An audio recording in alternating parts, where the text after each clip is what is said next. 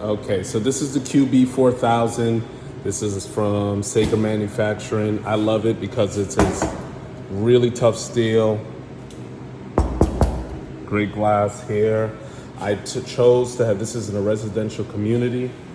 We have video games, everything like for the children, but I took off cash box. There's no coins, just a credit card reader for this terminal here. You could actually see what I like with this. It has drop sensors. So if the snacks, for whatever reason, get stuck, you see it turn green, red, green.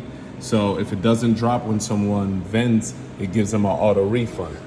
The cool thing about it as well, it has 2 latches here, and here are the drinks, okay? Everything. It has these coils that is here. You can put any shape, any size in here. So it's definitely a great product to have.